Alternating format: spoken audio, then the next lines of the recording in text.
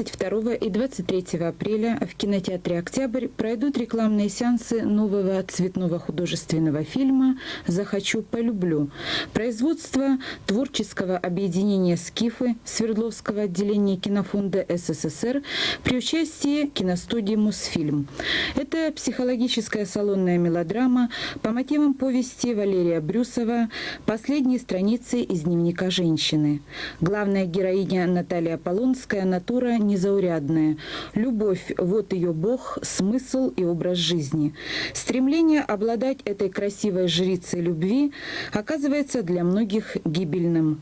Сюжет фильма, очень характерный для начала XX века, рассказан авторами фильма как занимательная эротическая история.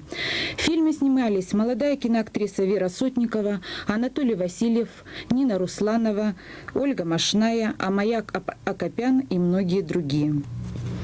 С 24 апреля смотрите в нашем кинотеатре рекламные сеансы нового художественного фильма «Эльвира. Повелительница тьмы» производства Соединенных Штатов Америки.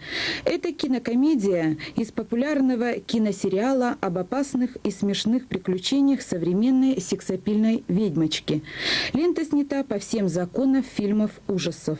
Внешность Эльвиры, ее фантастические сексуальные формы, экзотические наряды ошеломят даже самого равнодушного зрителя.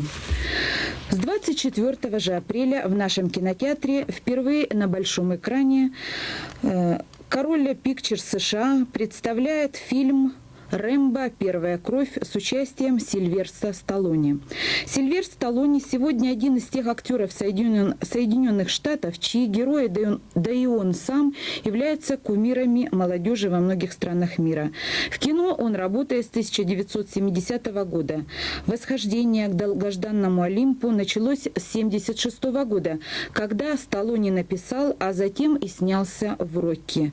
Итак, Сильвестр Сталлоне в американском боевике «Рэмбо. Первая кровь». Дорогие телезрители, приглашаем вас в наш кинотеатр.